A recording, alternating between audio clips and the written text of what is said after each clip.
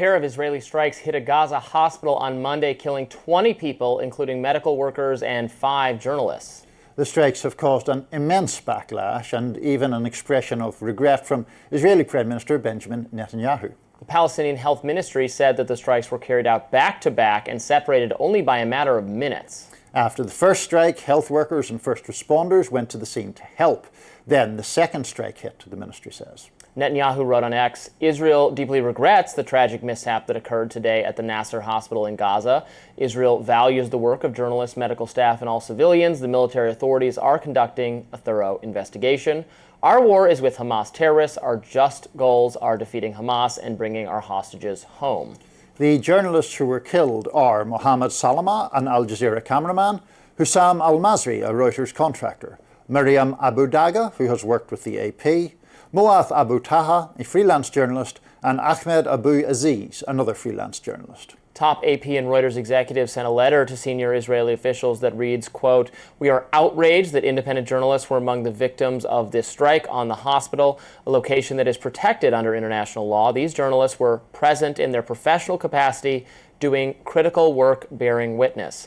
Unfortunately, we have found the IDF's willingness and ability to investigate itself and past incidents to rarely result in clarity in action, raising serious questions, including whether Israel is deliberately targeting live feeds in order to suppress information." Broadcaster Piers Morgan responded to Netanyahu's expression of regret on X, writing, "It wasn't a mishap. It was a deliberate double strike, mass killing of hospital workers, journalists, and other civilians." An IDF spokesman said that the IDF does not intentionally target civilians and blamed Hamas for using hospitals as bases, vowed to investigate the incident thoroughly and professionally.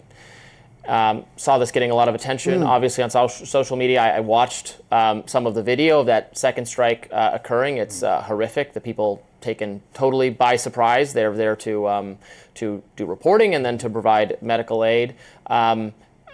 It is telling that even the Israeli government is conceding some wrongdoing here.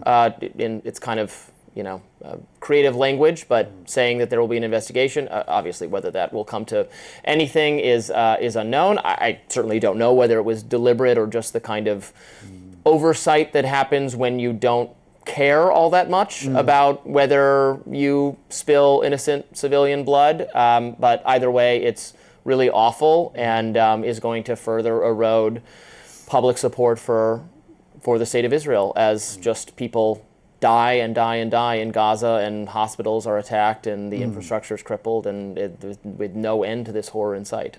Absolutely horrific. I mean, just a catastrophic event. I'm disdainful of Netanyahu's sort of quasi-apology. I think that what tends to happen in these cases is that certain instances of people being killed by the IDF do engender backlash, and those tend to merit an apology that I consider generally insincere and a response that is intended to neuter the backlash rather than as a genuine expression of regret. We saw this. The Jose Andres. The Jose Andres, the World Central Kitchen was in 2024. We've seen other instances recently. 10 people were killed, including 6 kids, at a water collection point. That was supposedly a technical error. There was an instance where rescue workers near Rafah were massacred, essentially, and there was some acknowledgement of a mistake there. Meanwhile, Palestinian civilians are killed in the tens of thousands. So I'm very skeptical of this, of this explanation of Netanyahu's.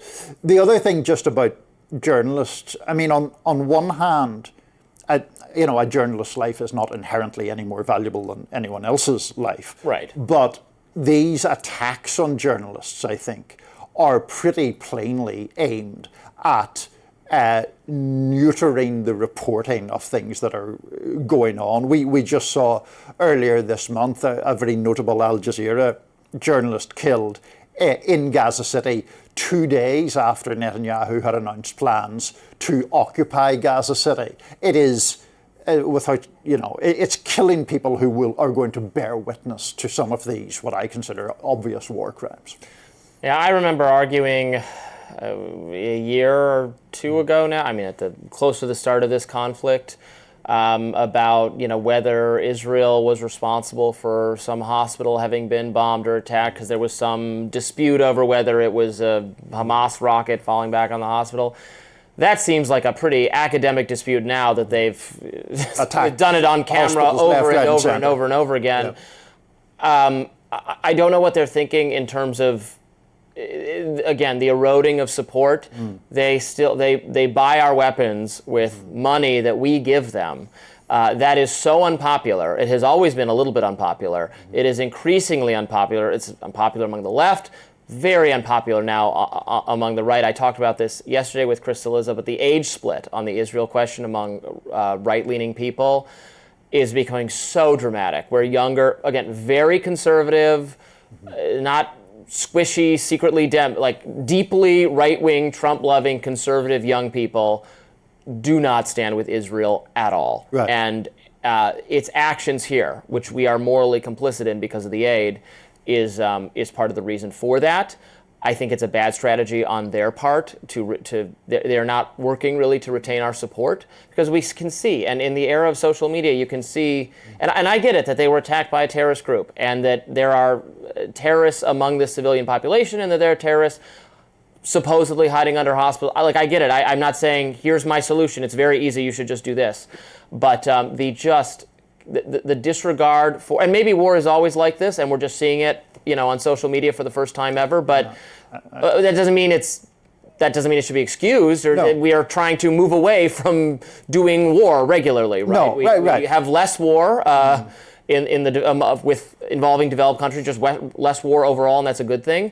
And when we see it, we are horrified by it. We should be, and that should at some point that has to lead governments like the government of Israel to take a different course of action. Yeah, I don't think that this is just how war is. I do think that there have been truly egregious actions here, not just against journalists, but against the civilian population.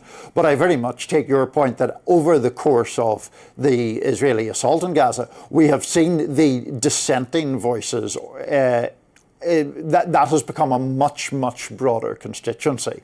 So it encompasses people like Tucker Carlson. It encompasses people like Thomas Friedman, a columnist who I have rather mixed feelings about, but is typically very conventional. Wrote a column just yesterday, I think, for the New York Times, complaining about Israel's self-defeating what thing. The taxi drivers are saying. The taxi drivers in every foreign capital tell him what's going on. Exactly what he already thinks. Exactly. Strangely enough, confirmed that he's right about everything.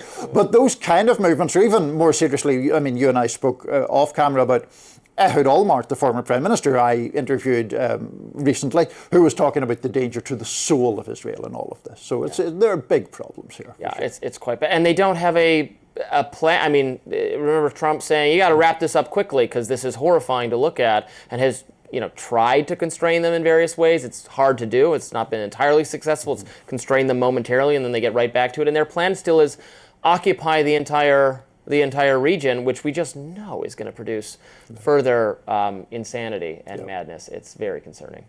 Next up, Trump is making a big move against the Fed board, sending a letter to one of its governors and moving to fire her for alleged criminal activity. We'll break down the details after the break.